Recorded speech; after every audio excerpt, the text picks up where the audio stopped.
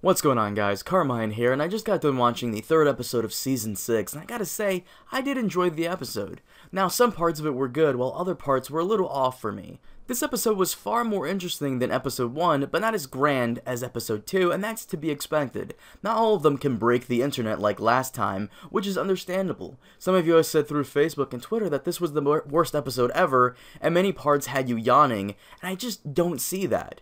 I mean, maybe for one part I would agree, but I don't think it was nearly as boring or uneventful as the first episode. If you disagree with me, please feel free to leave it down below why you thought so, but also keep in mind one thing.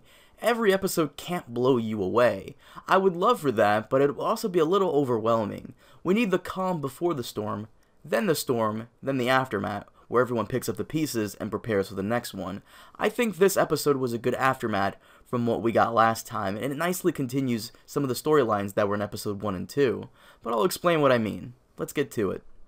First, let's start with Bran's visions. I've been waiting for this all year, and it did not disappoint last episode, and it continues to be amazing in episode 3. We get the historic battle at the Tower of Joy, the last fight in Robert's Rebellion where Ned Stark and several of his loyal bannermen face off against the remaining Kingsguard of the Mad King. Ned is there to retrieve his sister, who had been kidnapped by Dany's brother, Rhaegar Targaryen. Now, let me just say this. Best fight scene ever so far in the history of the show. Hands down, best sword fight I've ever seen. The choreography, the setting, the costumes, everything, just beautiful. The acting was a little but overall, it delivered. Now, some people will dislike it because it didn't deliver on their every expectations, like where the fuck was Arthur Dayne's awesome sword Dawn, and where was Gerald Hightower, the Lord Commander at the time. Originally, there was supposed to be 3 Kingsguard there, but we only got 2 of them, so where is the 3rd guy? Well, have you guys ever seen the movie Deadpool? It came out several months ago. There's this one scene where Deadpool is going to team up with the X-Men, and he breaks the 4th wall and says, "Funny, I only ever see the 2 of you. It's like the studio can't afford another X-Men." Yeah, basically. With how much money has gone into production, it's highly likely that they couldn't afford another guy to play the other Kingsguard, which is okay. But that aside, I loved everything about that vision. We got a young Ned Stark who, for some reason, looks a lot like Neil Patrick Harris. Did anybody notice this? Give Neil a wig and a British accent and there you go, you got young Ned Stark. As the fight progresses, we see that Ned isn't as great as we thought, and he eventually starts losing until Howland Reed comes and saves his ass. By the way, have you met Howland Reed? 5 points if you get that reference. But I like how they put a nice touch on Howland by giving him a little alligator pin on his clothes. And yes, he is an important character. Not only is he Mira's father, but he's also the only person alive who could confirm if Jon's mother and father really are Lyanna and Rhaegar. Howland saves Ned from Arthur Dayne, and Ned picks up his sword and takes him down. Some people saw that as a little dishonorable and very out of character for Ned, but I can't help but defend this. The guy was near death against a man who was able to wipe out 4 armed, battle-tested soldiers very easily. Yeah, I take victory over death any day, no matter the cost. After that, Lyanna screams out, which some people swear they could hear a baby's cry. Ned runs off, and Bran wants to follow, but Max von Sydow cock-teases us, and we don't get to see inside. Okay, I'll admit it right now, that pissed me off so much. Fuck you, Max von Sydow. This is why Kylo Ren imprisoned you in that tree. But overall, the vision stuff was amazing. I understand a lot of you had nitpicky feelings about it, but even I, someone who is nitpicky, could set that aside and enjoy it for what it was. I really do like what we're getting with Bran, and I hope it continues on being as amazing as these last 2 episodes. By the way, I did notice the Raven said that he's been in that tree for 1,000 years. I wonder what he means by that. Next we have Sam and Gil. Oh no, not gonna happen on this channel, not ever. Moving on to King's Landing, where I can understand some things were a bit of a hit and miss for some people. Personally, I thought it was okay, but could have used less Tommen. Qyburn using Varys' old spies was pretty cool, and I did like the conversation between him and the Lannister twins. I love how Cersei is so humiliated, she just wants to make sure she has everyone on her list for talking shit, and I wouldn't expect anything less. We find out that Cersei plans to do the typical Lannister move of asking for a trial by combat when charges are set against her. I agree with Jaime about wanting to see that fight. Now, the stuff I'm on the fence over is the small council meeting. While I get it was necessary to show us that they don't really want Cersei around, I still feel as though they could have done more with it. And no, I wasn't a big fan of that Pycelle moment. Believe it or not, I may be one of the few young people that don't get fart jokes.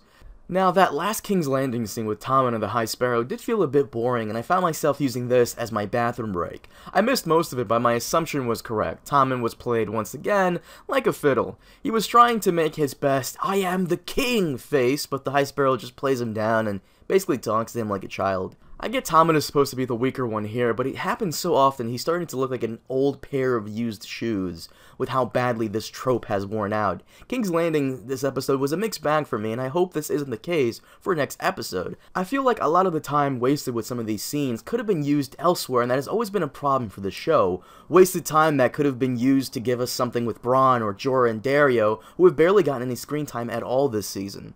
Now let's move on to the Dany scenes. We didn't get them last week, and I can understand why. Her stuff in episode 1 was funny and interesting, but her scenes this episode were only there to move her plot along, and that's about it. I won't say it was boring, but I just didn't get enough out of it to do anything for me, you know? It reminds me of the Arya scenes for episode 1 and 2. They were there just to be there to make sure we know what's happened and what will be happening, and that's about it. I asked some of you guys on Facebook what you thought, and I gotta agree with one person who said that she needs to stop listing off her titles like some douchebag celebrity. Do you know who I am? I was in Terminator Genesis, and it did very well financially in other countries, so yeah. And yeah, she does seem very bratty, but I guess that's what happens when you use cheaty OP dragons to take over other cities. The other thing I can see going down in this scene is the mentioning of how the other Khalasars are gathering to decide who they want to take over. The one thing I can see here is that Dany will, towards the end of the season, unite them all under her banner, race towards Meereen to save it from Yunkai and Astapor and their invasion. And no, this is not in the books, so this is just my guess. Next, we have the stuff in Meereen. I don't have much to say about it other than I loved Varys this time around. It's been a while since we've seen him shine through and his talents come into play. Normally, whenever a situation like that one pops up, the other person would just issue threats or flay them alive, but Varys isn't like that in the slightest. He and Peter Baelish are tied as some of my most favorite characters in the series, both book and show, and I'm sure you guys can see why. He's a cut above the rest and does things differently, which does work. Now, I know some of you dislike the scene with Tyrion and the other two sticks in the mud, mainly because you guys find them uninteresting characters, especially when Dany isn't around to contrast how different they are. I liked it. I thought it was a cute little scene. Tyrion tries to be the life of the party, and those two are just lame mom and dad. Even in person, we all know those two people who don't know what to say and must be in bed by 9. Grey Worm is just bland as always, and Melisandre is just there. Always just there because she needs to be. We find out that the Volantis is helping the other slave cities wage shadow war against Dany and her army. And even though we find out which groups of people are causing the chaos in Meereen, I still think they're taking orders from someone inside the city. You guys know that my money is on Daario because, as we've seen before, Daario knows quite a bit about strategy, having served in the Second Sons, and even tells Dany how to take over a group of people by learning about them. If you recall in Season 4, Episode 1, he teaches Dany about the flowers that surround Meereen, and later on we learn that Daario knows how to fight in many styles, most notably a Westerosi knight. We'll just have to see how it plays out, though. So the scenes with Arya this episode is actually pretty interesting, and I love the part where the waif is questioning her about the Hound. It shows her confliction when it came to him. She didn't want to kill him because she considered him a friend, but still wanted him to die nonetheless. I love these training scenes with her, but I was kind of hoping for some 80s montage music. Please, someone make that happen. I will say I am kind of disappointed that she wasn't able to use any kind of warging powers to fight against the waif, but at the same time, it is kind of cool to see her coming into her own. She isn't using some cheaty power to get the upper hand, but is actually learning to become stronger on her own. The question I'll leave to you guys is this: do you think they've rushed Arya's training a little too much? I think the pacing we've had for her so far has been okay, but I was expecting her to stay blind for a couple more episodes, and maybe even go on a mission while in that state. It would have been cool to see what she could do while blind, and even more so to see her use it to her advantage. Do you guys think this was rushed and we could have gotten more out of it before she got her eyesight back? Let me know, please. Finally, we get to the Winterfell stuff, and it turns out that House Umber has turned against the Starks, mainly because of Jon fucking Snow. I love the guy that they got to play Lord Umber in this episode. Maybe it's because I get a kick of how those English guys say fucking all the time, but he actually has some personality to him. He's one of the few people who doesn't take Ramsay's bullshit, and I really do hope we get to see more of him. We found out that the Umbers have betrayed the Starks and are giving Rickon to Ramsay. I love how Ramsay says how do I know this is Rickon Stark? And the guy just brings a wolf's head in there, and Ramsay just has the biggest Grinch smile ever. It's so creepy, but you just have to love it at the same time.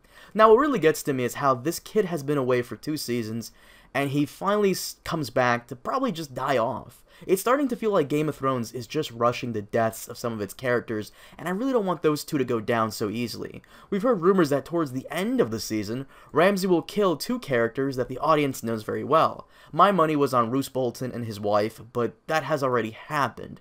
So could it be possible that he'll kill off Rickon without the kid doing anything important? And that really is annoying.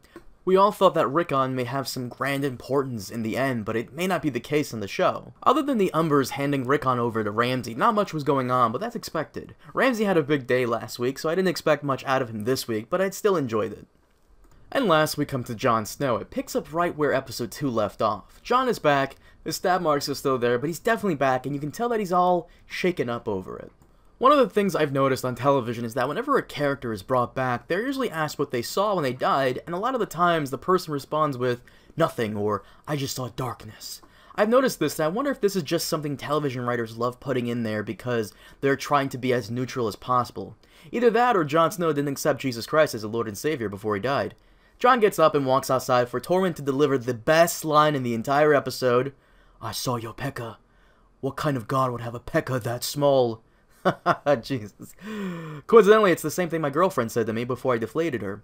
Now, Jon coming back, like I said before, it's a little weird to me. I really didn't expect him to come back so soon, but I'm kind of glad he's back and that they aren't wasting too much time with it, so it's a toss-up for me.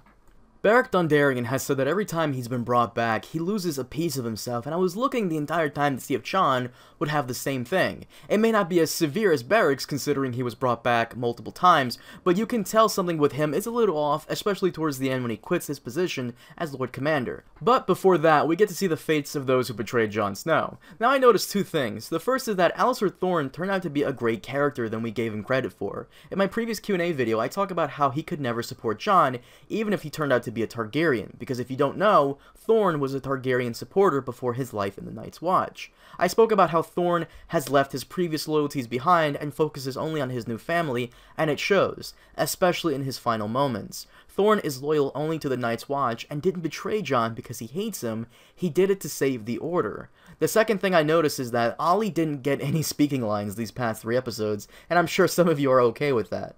He had no speaking lines whatsoever, and him trying to go Rambo last episode doesn't count. But to the point, Jon goes through with the execution after hesitating a little bit, kind of faked me out, but then he lets them hang, and I'll say this, it was kind of brutal. They focused on the deaths a little too long for my taste, and we've seen just about every form of death on this show.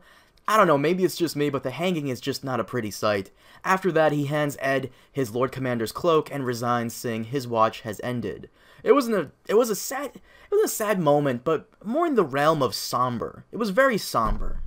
Jon has given most of his adult life to the Night's Watch, only for them to not appreciate what he was trying to do. It's not that he's giving up, but it's more that he has nothing left to give, but I can't help but defend the Night's Watch here. Most of them, as we saw, weren't okay with Thorne betraying their Lord Commander, but went along with it anyway.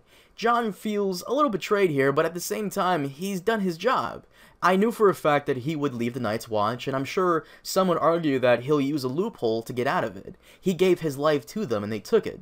But nobody ever said anything about a second life, which he now has. I'm curious to see where he'll go from here. I mean, we know Jon will eventually take on Ramsay, but I'm curious to see how he gets there and what is next on his agenda. And I'm also curious to see if Ed will take on the position of Lord Commander, or if he'll follow Jon and leave the Watch. But overall, the Castle Black scenes were great this time around. I thought everybody did a good job, and I doubt we'll see them again in the coming episodes.